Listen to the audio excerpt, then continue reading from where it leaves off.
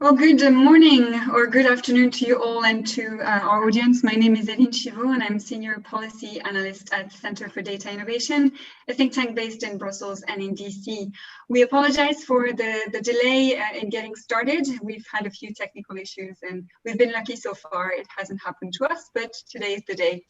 And today I'm speaking to you from Brussels. So thank you again for joining us to discuss: is the EU's AI policy headed in the right direction? Today, we're here to discuss the Commission's coordinated approach to developing and adopting AI, as the Commission outlined initial policy options in its AI white paper. And the Commission is currently reviewing the public feedback it has received over the past few months. And it will soon release a highly anticipated legislative proposal on AI in the first quarter of 2021. Now, stakeholders agree that there needs to be a regulatory framework that promotes innovation and enables access to data and builds on the existing assets of the EU in research and talent. But more specifically, what did industry and countries think of the white paper, and what did they propose for the Commission to include in future legislation? Are the current ideas lined up ambitious enough? What may be challenging with respect to implementation, enforcement of requirements, legal clarity, coordination at EU level, and the implications for global cooperation? There's a lot to discuss today. I will first introduce our guests before we dive into the conversation. And as there may be some time for Q&As from our attendees, please go to Slido as a participant, and you can join by using the hashtag CDI-EU-AI-policy to post your question. Feel free to tweet as well using our handle and hashtag DataInnovation. Thanks again very much for being there and bearing with us in spite of the little technical issues. And I see Irina of the Commission has joined us. I will just introduce each of you. We have today Janne Elvelid, Policy Manager, EU Affairs at Facebook. Kees van der Klauw, Coalition Manager at the Netherlands AI Coalition. Irina Orsic, welcome, Team Leader AI in the Unit Technologies and Systems for Digitizing Industry of DigiConnect. And Renaud Vedel, Préfet, Coordinator of France's National Strategy for Artificial Intelligence at the French Ministry of the Economy and Finance. All right, Irina, can you hear us well? Yes, I can hear you. And lucky I finally found my way in. Great. We're very happy to have you here today. And I wanted to start with you. We wanted to hear, of course, from the Commission's progress and latest updates, perhaps juicy updates, before we all go on a summer break. And in particular, you've received 1,200 responses to your consultation on the AI white paper. Can you share any initial findings or recurring themes that you have seen emerging from this feedback? Thank you. Yeah, so we received 1,215 contributions to the online survey, and on many of them, like more than 400, accompanied also by PDF documents. So not only with the survey, but also with additional text. Plus, we received a large number of submissions which were like independent from the online survey, just with long documents. So you can imagine that we are still in the process of reading all that, and it's very interesting stuff. So I think we all would wish that the day had 30 hours and the week like 15 days or something. But so yes, so we can share a couple of preliminary results, and we are planning to publish in the next days also a report, more like with a quantitative evaluation of what could be done within that short period time, to give some overview about the results. So what I can say, you will know, we had the ecosystem of excellence and the ecosystem of trust. So a lot of agreement with the ecosystem of excellence and the measures we were proposing there. People believe we should closely cooperate with member states. There is a particular high agreement with the activities related to skills and the network of universities, probably also because this is definitely the point where everybody is concerned. So this is important for business, but indeed this is also important for everybody else, citizens and associations and whoever you can think of. But so in general, research indeed also found very important different activities, and general a high agreement rate. Now on the ecosystem of trust, what was interesting that there was a very, very, very low part of the respondents, share of the respondents who thought that current legislation is sufficient. So, which means that overwhelming majority, I would say close to election majority in countries where we believe that the elections did not go properly, did say that additional legislation is needed, so that it's not sufficient what we are having. Then on the question whether we should regulate high risk only, for that we have a smaller majority. Though it was, you could think that people say that either we should regulate everything and far more than high risk, but then there were others who said, okay, like regulate less. But again, in general, everybody's in favor of legislation. There was again a majority, a considerable majority in favor of having both ex ante and ex post enforcement. The questions were like the one or the other or both. So most thought that it should be a mixture of both. And then there was also a big majority, a very big majority of respondents who thought that something needs to be done with regard to biometrics.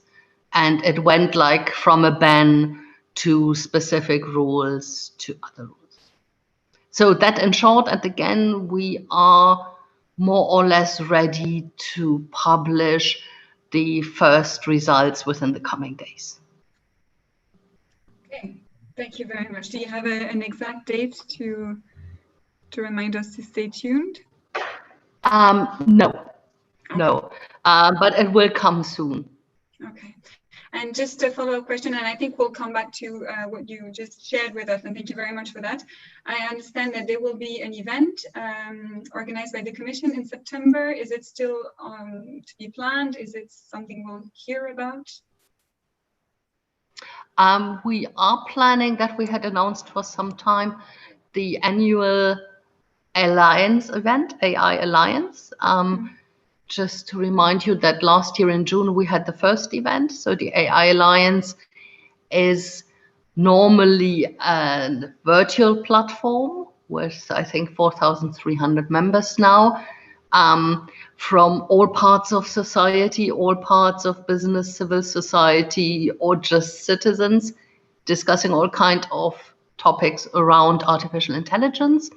A year ago, there was a first meeting, and I think most of us got excited about that one because, let's say, there were not all the usual people there, but there were also completely different people there because just everybody who was interested could attend.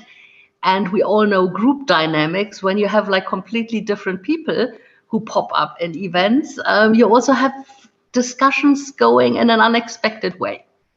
So we thought that this is definitely worth repeating it. And then with COVID and everything, it did not work out in June. We had still hoped to have a physical event in September, but indeed we didn't hope that for a long time. So now we are again with a virtual event, and this virtual event of the AI Alliance, we also want to use as a public hearing. So really to consult ideas about what we can do in terms of excellence and what we can do in terms of trust. And it might also be the very beginning of October, because in September there are plenty of events. So we're also trying to find a good date where not everybody is like every day in a whole day conference, but it will be relatively shortly after summer. Or it is planned to be. You never know these days. Yeah, definitely. No, thank you so much for sharing all this with us. We'll get back definitely to what you explained about the results of so far, the findings of the consultation. But first, I wanted to collect some insights from member states that we have here, represented by Renaud of France and Kees of the Netherlands. So the EU has encouraged member states to develop their own national strategies. So I wanted to hear from each of you what is unique to really each of your AI strategies. And also maybe if you could respond to some arguing that most of these plans, most of these AI strategies remain aspirational, not practical. A lot of those strategies lack sufficient detail on execution. It's not clear how they would measure performance. Some even say they ignore funding reality. And there's little drive from governance to communicate to the general public on the implications, the steps, and all of this. So I'd like to hear your reactions on that, perhaps starting with you, Monsieur Renaud Vedel.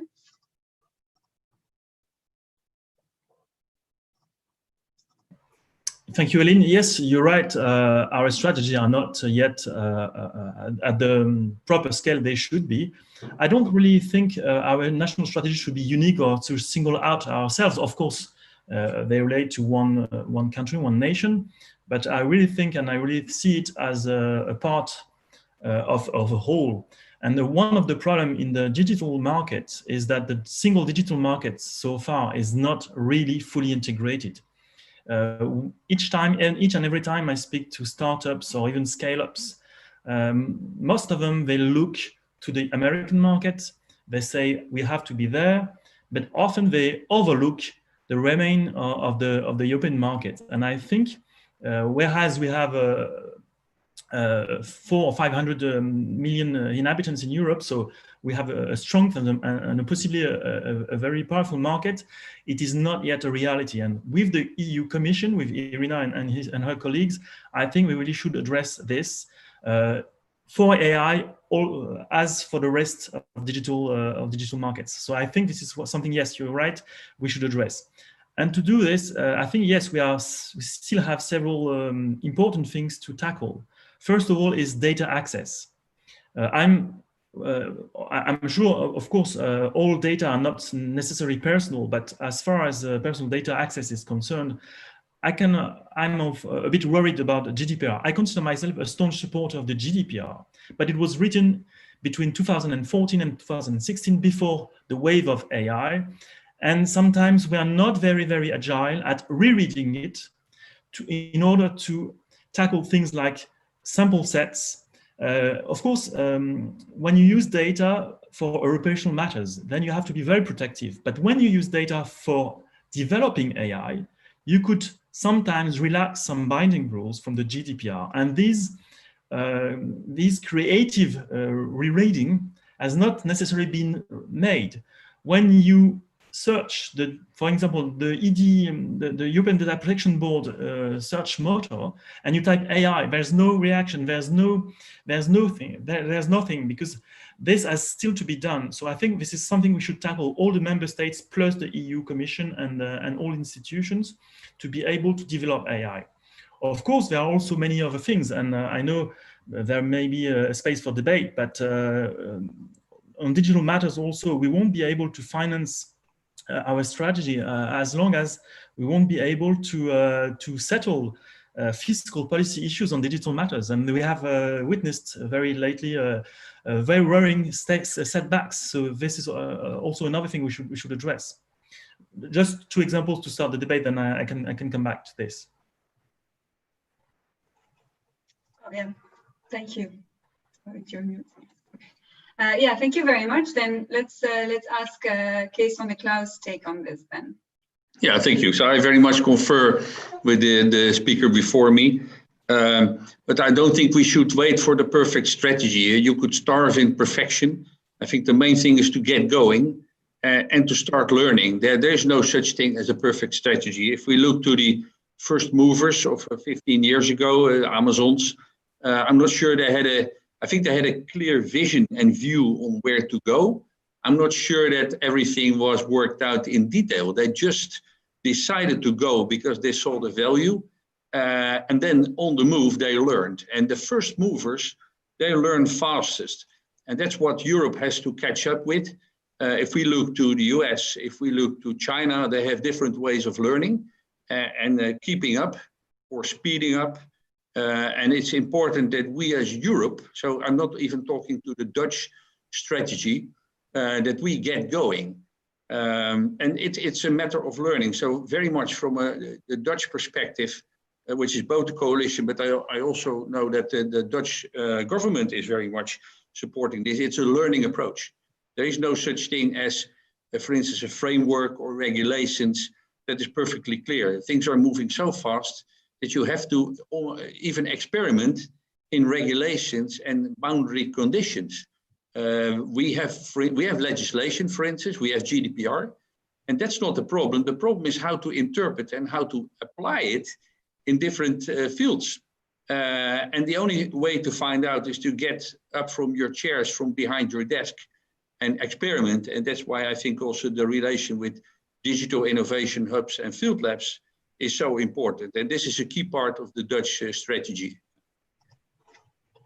Thank you, Kees. Actually, you mentioned digital innovation hubs and all these things that through which EU member states can consolidate efforts. But how do we, just wanted to probe you on that before moving on, how do we make sure we build on those efforts of member states, like really pooling resources effectively across member states? And how, for instance, will countries that are less technologically sophisticated, how will they benefit from these efforts? Do you have any thoughts on that?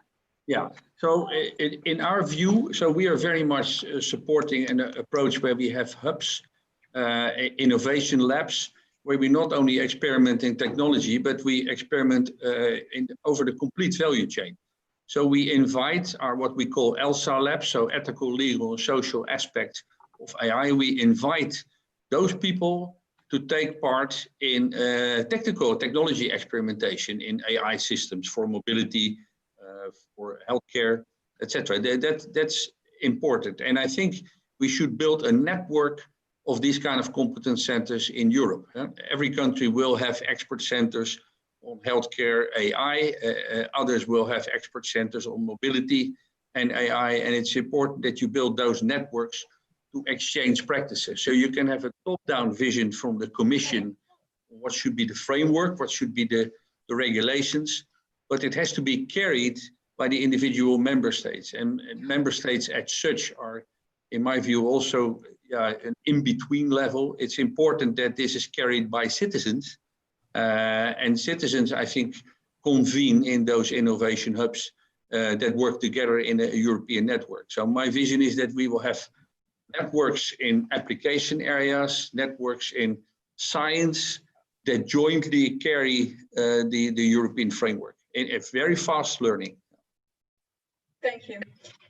I'd like to turn to you, Janne, on behalf of Facebook. So we've discussed already quite a few things, right? There's Renaud Vedel, who identified that the data access problem, also hinting at the GDPR's limitation, the single market's fragmentation, and interestingly, Irina mentioned that there's a mixture.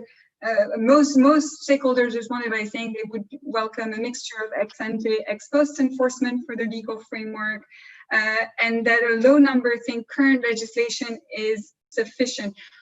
Whether they mean we should add more rules or maybe review those rules, perhaps the GDPR may be obsolete in some ways. And so I wanted to get your thoughts on that, Janne. What is your message, perhaps, in a nutshell, that you sent to the Commission, what you hope that they will take on board, and what are your thoughts on the challenges that you foresee to the practical implementation of the proposal of the white paper? The floor is yours. Thank you. Yeah, I appreciate. Thanks for inviting me. I appreciate to be able to share some of our thoughts here. It's a short meeting, so I'll try to pick out a few things. We sent one of those 1,215 Views were ours, and I don't envy Rena and her colleagues and sit and reading all of them, even though I'm sure it's exciting to a certain degree. But there's no doubt that AI is important and a priority for a lot, not just by counting these the number of responses in this. I mean, for us, first of all, I just want to highlight that we welcome this proposal from the Commission broadly. AI to us is a crucial technology. It's an infrastructural component in many, or if not most, of the products and services we as a tech company develop today. It comes into and it plays a part in whether it's just curating content for us on our newsfeed, or if it's making sure that unwanted content is kept off the platforms. So I can't stress enough how important this field is for us from an innovation perspective and development perspective. And I do think we all in this call agree that AI holds lots of promise and power for innovation, for economic growth, not least now when we go into a period of economic recovery after the pandemic, but also in addressing, we've seen during the pandemic how we could address things around that with the power of AI. So, I mean, turning into, there's no doubt we're fully agreeing with the EC on building a network of excellence in Europe is tremendously important. In all the countries that develop strategies, a lot of them has really been focused on boosting the capabilities of AI, and we're fully behind that. Obviously, we also have research lab in Paris and London, our FAIR Institute here. So we see ourselves as want to contribute to that as well. And moving over, which is a little bit more the topic of the day, obviously, is how do we build a network of trust? And even though we want to boost the capabilities of AI, obviously it also brings risks, new risks that we need to mitigate for. And we agree with the Commission that there needs to be things addressing that. And it's going to be a challenge, of course. We need to have that balance in while we're addressing these potential risks and negative effects that AI would bring.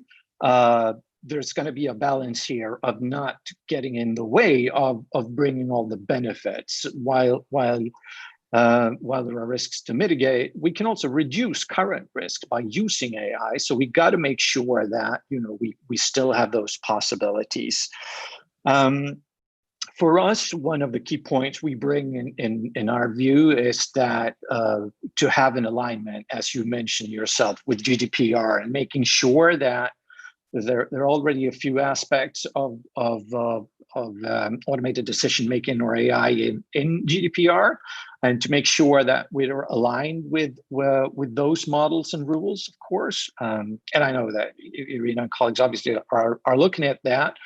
And the biggest sort of single point that we're highlighting is that what's a little bit, depending on how this plays out, of course. I mean, it was a white paper and it was a start of the conversation from the Commission. So it's a bit too early, of course, to say yet but the enforcement model where we were a bit worried is with a conformity assessment, the regulatory approvals of AI, again, depending on the scope of that and what kind of AI would demand potential government approval ahead of time. But that could be a burdensome process if it becomes too wide and the tests would be too deep and demanding in terms of documentation. That's one of the point that we want to sort of bring as feedback to the Commission. Thank you very much. Well, actually, that's something I suppose, Renaud, you maybe wanted to chip in again, huh? Coming back to your point about the GDPR. I also wanted to probe you further on how the French AI strategy calls for companies in certain sectors to share their data more widely to maximize the reuse. I think this is one of the things that the strategy is really standing out. And also sort of there's, I think, using a clause of the GDPR to enable more repurposing of data. So maybe you can tell us a little bit more about what that strategy does in this respect, and your thoughts on how, to what extent it would be appropriate to come up with either more rules, as the feedback seems to suggest to the Commission, or perhaps just reviewing the overlaps. We'll definitely need more rules at some times. Like Keith said, we should now get bogged down into details and experimentation. And this needs, we need for this to have a certain of sandboxing, if I may say. So that means to have a relaxed approach about some things about GDPR, not of course, taking care of involvement of person and biases and stuff, but we need to be able to move a bit freely. I would say for 2 or 3 years with some oversight, but not for regulation at first point. And we need it in edtech, we need it in health. For instance, in the French strategy, we have like the report Villani proposed. We have tried to take some sectors to be the forerunners, like healthcare systems, or transportation, or energy. And in these cases, of course, yes, we could force some first the state and the public utilities, and then maybe some private companies that use public space or that use public procurement in order to force them to open their data and to create data spaces. And that's, we are really happy that this is also the policy of the Commission and President von der Leyen, Vice President Vestager, and Commissioner Breton. They make an incredible job in selling these European data spaces. We have to construct these in the coming years and months. So that's what we try, and then we will enlarge the strategy to new sectors. That's one of the main things. Yes, I agree. Thank you. I'd love to have a reaction from you, Irina, on perhaps whether the gaps that, if you could tell us something about the gaps that the Commission has identified so far. We're looking at the body of legal regimes that exist in the EU and that cover some AI systems already. And just a little provocation here, perhaps, and forgive me for that. Most people say that AI is a tool, and we have lots of IT-based tools like spreadsheets, calculators, and these tools are widely used and are used to make important decisions. But the EU did not create laws to regulate spreadsheets or calculators. So why should it create new laws for AI? So I start with the second part of the question that will then lead me to the first part. Why AI? Because there is a certain opaqueness. So AI, and in particular also when it comes to machine learning, it is you feed something in, but you do not necessarily know what comes out. And this is in particular the case with applications that continue learning, but it is also the case with other applications. Between brackets, there are many voices who tell us that we should not only regulate AI, but that we should in general regulate algorithmic decision making, because for some of those there are similar problems. But for now we are still with AI. So there is a certain opaqueness which is different from many other things which we have regulated or not regulated. And indeed, the most important question is, where with regard to that opaqueness, is there a gap? So what is different? Another question also, what is specific about AI? Not about all AI, but about many systems. It is what also Renaud was just referring to, the importance of data. So then the question is, with all the data needed, is there a gap? So to what extent is GDPR sufficient? We heard before that GDPR is a couple of years old. GDPR also relates to personal data. We have all the discussions in public which are very emotional about facial recognition. So this is the gap analysis we are doing. Like, to what extent is this covered? To what extent is it covered in theory? Is it covered in practice? Now we are saying GDPR is old, so perhaps it does not meet all the all the requirements of artificial intelligence. But in the same time, we say GDPR is very, very young and it just started operating the way it is. So also certain things with regard to the enforcement of GDPR are perhaps they will change. Perhaps there is just a theoretical gap. And in practice, once it is really enforced, there is no gap. So all these questions we are currently looking into. Thank you. Kees, back to you, because you mentioned this. Well, first of all, of course, if you have any thoughts on what we just discussed, please do let us know, and we're happy to hear that. I wanted to get back to the learning approach that the Netherlands is taking. Does that have to do with how to, the system of enforcement when it comes to AI, and also whether we want to qualify AI as either high risk or low risk? Could you perhaps explain a bit more? Indeed, that's one aspect. So what is high risk, what's low risk? But I think GDPR, and if you ask to lawyers, they will say, well, GDPR, nothing has to change. It's a fundamental thing that we have described. So why would we make big changes? But the interpretation is key. And to give an example, we have, for instance, the financial institutions in the Netherlands, and they are facing 3 independent supervision organizations, which is the Consumer and Market Authority, it's the Privacy Authority, and it's the Financial Markets Authority. And their interpretations could be a little bit different. So what is acceptable for the one might be a discussion point for the other. It's not because they fundamentally disagree on how to deploy GDPR, but I think people still have to learn how to translate, let's say, law into practice. And what I also experienced in the AI coalition is you can have a general view on AI, you can have general knowledge, but it comes to life when you translate that in something that is in farmers' language or in healthcare language. So translating these things into application areas is crucial for making things move, but also learning in what is acceptable and what not. And the other thing is that the opportunities and the applications of AI, we've only seen a little bit of it, and you cannot imagine what will still come. And that's why this learning approach should also involve public discussions on what do we find acceptable or not. In that sense, I see a bit of data paranoia. While most of the Europeans have given away their privacy to companies like Facebook in return of functionality. Yeah, so they were lured in, you could say, by what we called the mirrors and beats of the 21st century.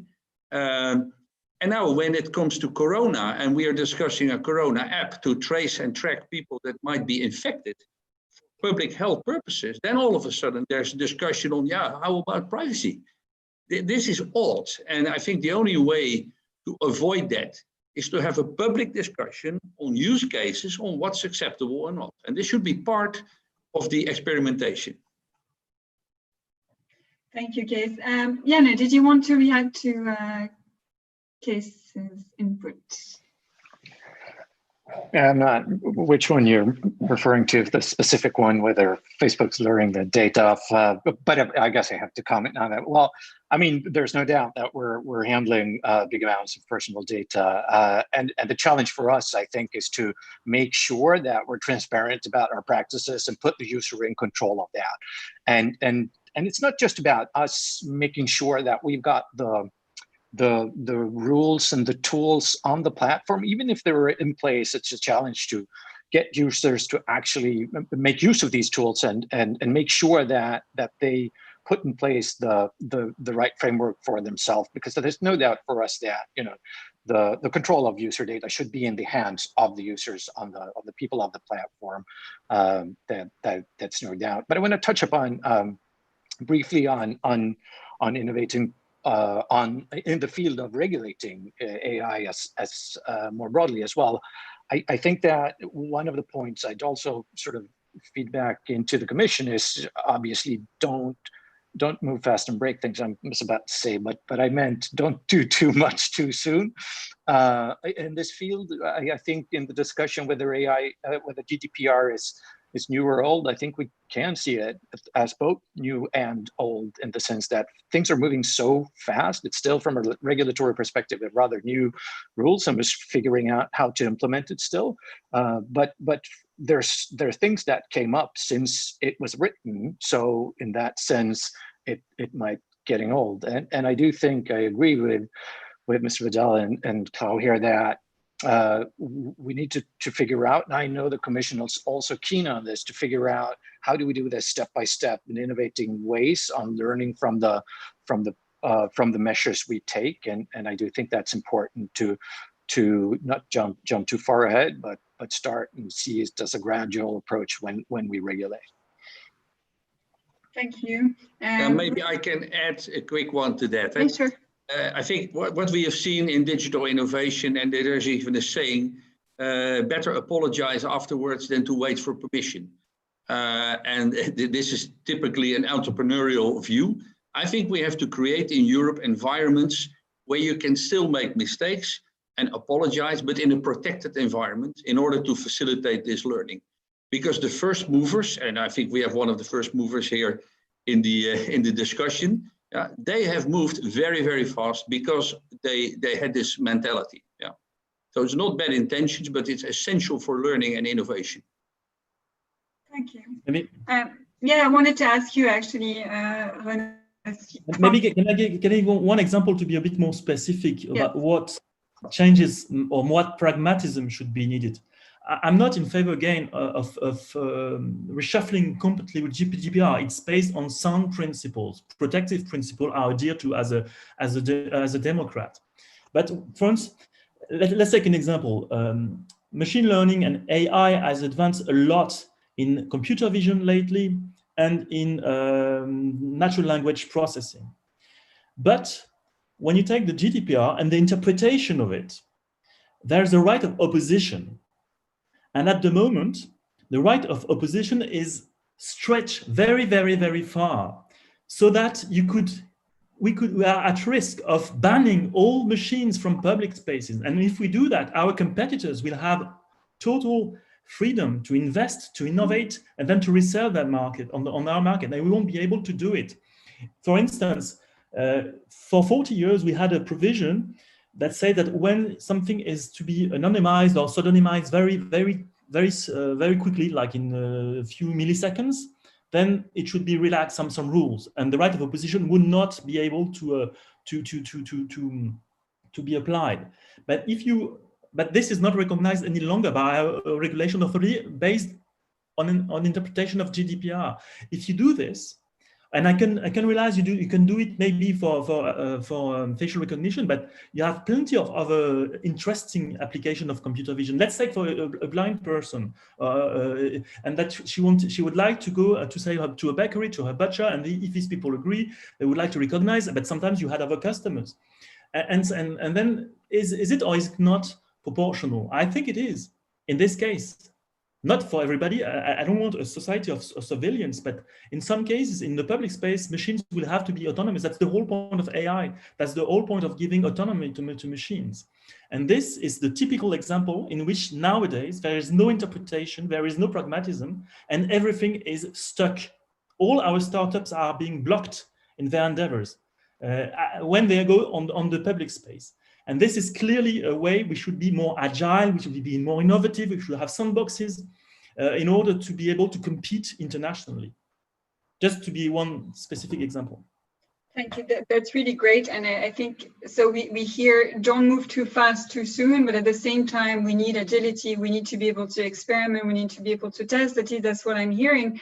And coming back to you, Irina, what is your reaction in this respect? And you mentioned biometrics was very much part of the feedback you received. No, I think that what the immediate feedback is, indeed, this is why we are trying to create the ecosystem of trust and the ecosystem of excellence. And we always emphasize how much we believe that there we have the two sides of the same coin. So we are discussing sandboxes with member states. We are discussing sandboxes. We are looking into where and how we can push things. We also support with our research programs certain projects. So these are all things we are doing on the excellence side. And I completely agree that certain things need to be possible there. Now, then also we need to create the trust. And I believe that regulation is not per se hampering innovation, but it can also put a very, very clear framework to promote innovation. And I agree that certain things need to be possible. And I think the key word on that was the controlled environment to test things. But the elements go hand in hand to really create also the trust. Thank you. We do have a lot of questions from the audience, and thank you very much for chipping in. So actually still with you, Irina, someone is wondering whether you have any feedback or results regarding labeling and certification, and also how do our other speakers view that part of the proposals of the Commission? Starting with you, Irina. On the labeling, I think there was still a majority in favor of it. But it was a slightly smaller one than for the other issues, but majority of people thought that this is useful to have it for no-risk AI. Thank you. Any reaction from our speakers here on labeling and certification? Jana? Yeah, I think it's a very difficult one. I've been in a discussion in Internet of Things labeling, and there you saw very different views from component manufacturers. They would love to have a label on security and quality, while system integrators that provide the highest functionality, they didn't like it because they said you can still have an ill-defined system with well-defined components or certified components. And I think this is also the issue in AI. So labeling suggests that something is qualified, but you have to be extremely transparent in what you qualify. You can have very good professional systems, fully transparent, but they can still be misused. So yeah, that label, anyhow, it is a dynamic process, and it has more to do with trust than a sticker that you put on that will last for a decade or so. Trust is the core differentiator. I think that we will move from functionality competition to more trust competition or non-functional aspects.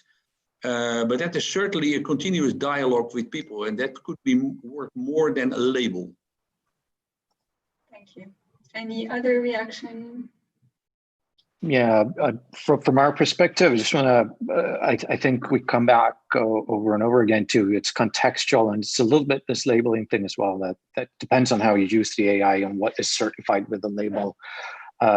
Again, it's going to depend a lot on how you do it. If it's a label that's going to take all the requirements and it's going to be a governmental label, it's almost the same as regulation. In general, we're in favor of trying out, again, being innovative and using different instrument. Obviously, this is using another instrument than just hard law. So it could be, depending on how it's used, of course, but a lot of warnings, I think, around how that's implemented in that case. Thank you. Renaud Vedel, did you want to react? Yes, I agree. Cyber physical systems and digital twins in the coming years are bound. AI-enabled digital twins and cyber physical systems are bound to be a kind of new frontier, and we have to invest heavily in that. Also because they correspond more to the structure of the European industry and on the French one in particular. And that's had been laid out by Commissioner Breton very clearly. And for this, and Irina was right to point out that sometimes AI systems can be opaque. They are not. The consequences are not widely are not evenly spread, because some are critique. Some of these systems are devoted to critical functions, and of course, in these areas, we have to provide way of certification of qualifications, and this is one main thing of the strategy. We run a program in order to design such systems, because they are important in aeronautic systems, in automotive industry, But in other sectors, there might be less sensitive, but we have to do it. So this is a very important thing. But this is a huge task and very specific, domain specific, and very complicated. But this is something we should organize and do more at the European-wide level, because of course we could learn from each other, and we could spare a lot of energy by sharing all these results. Thank you very much. I'd like to have a round of reactions using a question from the audience, and one that I also had in mind and wanted to ask you. Back to the speed of implementation and feasibility, but also looking at a bigger picture. China has been moving forward with this ambitious AI strategy, for the past few years, while one could argue that Europe has mostly just talked about AI. So first part of the question would be, is the EU strategy ambitious enough to compete with China? Will it be able to operationalize its strategy fast enough, given what we discussed before? A question from our audience is about standard setting bodies. It's slightly different, but should we worry about this part of China's increased involvement? And again, the feasibility of the project. With the current economic context, was the Commission forced or should rethink its AI strategy, given smaller budgets will make it harder to pursue AI? So I'm aware this packs a punch, but I wanted to do a round and ask if you had any thoughts on each of those elements. Perhaps starting with you, Irina, if that's all right. Sure. Well, with regard to the speed, we have a different speed. China has really a state strategy on AI, and it is massively putting energy, funding, all kind of resources in it. And that in a market which indeed is much bigger than ours. So what we need to do is indeed also put funding into it. And this is why we have this objective of increasing massively the public and the private funding. And this is also where we are really trying to cooperate, to find the synergies and to see how we can do that. So that is very important, but it is partly funding. There are other elements. And here we come to the trust questions. We don't want to be like China. We have a different system. We have a different fundamental rights tradition. So yes, we want to be in the market.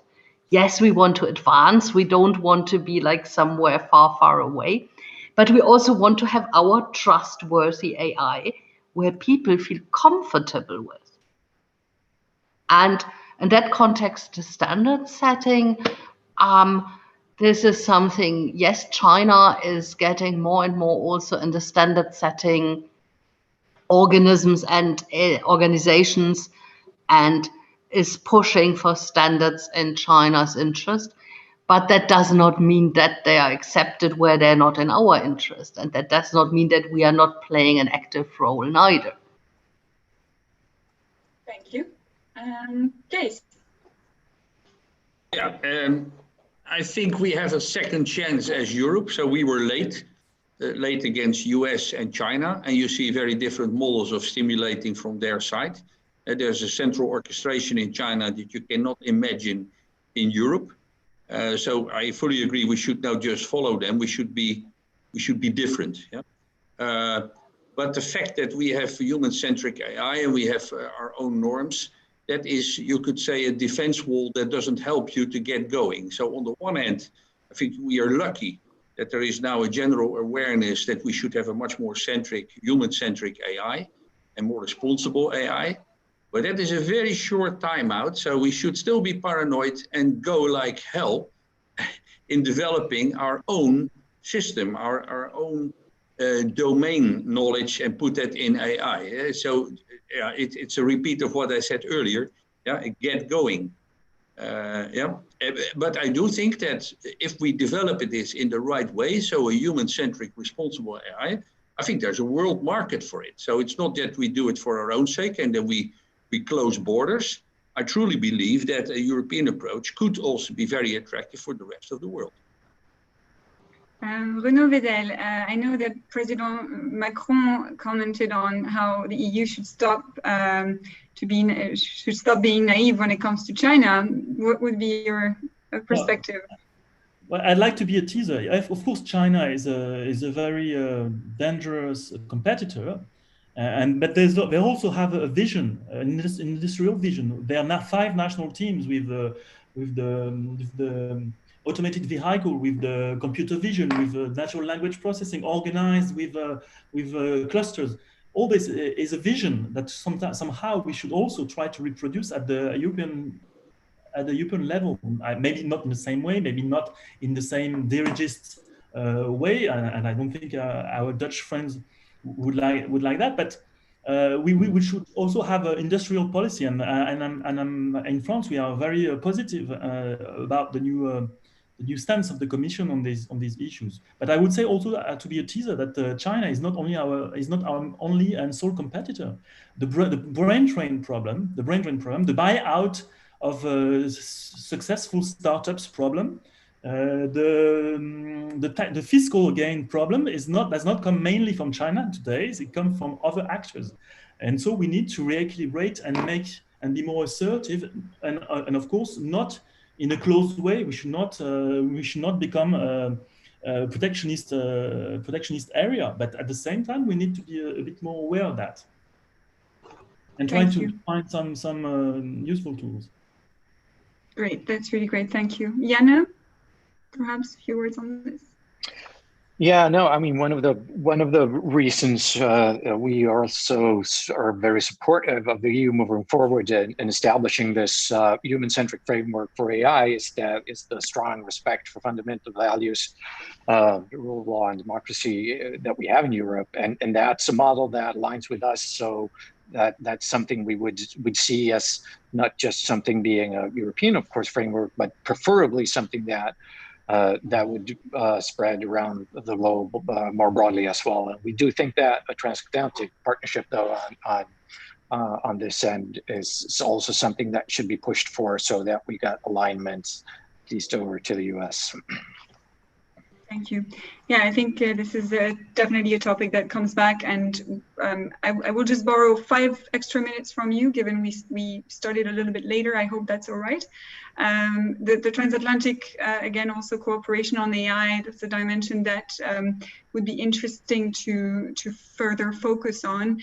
Before I address a few last questions to the Commission, would perhaps you, Renaud Vedel, and Kees van der Klauw could address this focus on transatlantic cooperation on AI, starting with you, Kees? Yeah, I think global collaboration is important because there are many aspects of AI that are not differentiating, so they're not competition sensitive, and that is very much on norms and regulations. So if we talk about human-centric AI, there should be a global interpretation, and the first challenge is to make sure that all the member states in Europe have the same interpretation. Otherwise, there's no digital single market. But I do think it makes sense to work with any country to work on a joint interpretation and regulation, and maybe also certification. Yeah. When it comes to expertise, domain knowledge, when it comes to data sharing, I think it becomes a bit more sensitive. When it becomes to specialists, I think there's a hunger for talent. There's a war on talent. There we have to be careful that we don't export our brilliant minds to other countries because there's a higher fee or there's a higher salary for them. So I would say let's start on the common aspects. That's in the interest of everything, a global market with a common playground. But be careful because in the end, it's about how you apply AI. And there are quite some competition aspects. Yeah. Thank you. Renaud Vedel, I know the US joined the GPAI. That was an initiative of France and Canada. How do you feel about this transatlantic dimension in AI? Well, clearly the transatlantic relation in economic cooperation and the OECD being based in Paris is something very important for the whole of Europe. And we have an interest in a world where emerging powers and superpowers are more and more important. When you take the whole population of China or even India, of course we have to be careful about to entertain and to keep up our strong business and friendship relationship. We are military allies for a long time, been really military allies, and we are very supportive of all the work in the field of AI being done within the field of OECD, and the global partnership on AI is only something that goes a bit larger, which is not restricted to rich countries, but the idea was to have a message and human-centric AI open to all democracies, not only rich democracies, which is very important, we think, when you go back to the debate of 2018 when this initiative was taken. So yes, we can be confident about this, but then we need to speak a bit frankly sometimes, and to be able to address some issues that should have, the relationships sometimes have to be balanced, and but also we still have to recognize ourselves that we in the past 20 years probably we have not bet enough on the digital race and on digital transformation in Europe and in France in particular. And we are very admirative sometimes at the innovation spirit that comes from America. The big universities, all these clusters of innovation, they are very they are setting the pace today. We have to acknowledge that, and President Macron was very clear about that. We want to have a European strategy, but we also want these actors to be present in Paris. And judging by the numbers of innovating R&D centers that have opened in Paris, we are still very open and value this cooperation. And Facebook in particular has opened a very powerful research labs, fundamental research lab, which is doing a very great job. Thank you. Now let's get back to you, Irina, before closing. There are a few questions that our participants wish to send you, and I wanted to share them with you, and you can make a selection as to how you can react best to them, let's say in a couple of minutes, to make sure we're mindful of the time for everyone. So one question is, the Council of Europe's talks are maybe leading to an international binding treaty regulating AI, and what would be the implications for the EU's own approach and framework? Another question is about, so the question is, wouldn't a possible bureaucratic pro-approval process for AI applications make Europe fall further behind other innovative countries or economies? And the last question, why hasn't the Commission first asked a consortium of law firms to review the legal landscape and identify those gaps we mentioned earlier, for instance, with the sexual liability? So it packs a punch again, but happy to hear your response. Thank you. I'm happy to reply to all three of them. So on the last question with regard to the law firms, we have many very good in-house lawyers. So when we started the process, indeed, we were looking into all kinds of legal acts around, and this is what we are still doing in theory of the acts, but also in the practice of the implementation. And I don't believe that at this point it is necessary to externalize that. Then it's always good to read your own handwriting. On the bureaucracy, we are trying to be not bureaucratic. And when you look at the white paper, we are talking about high risk applications we want to regulate. Many of those will be in the field of safety, where anyway there is a procedure of ex-ante approval. So there would be just an additional layer within the procedure.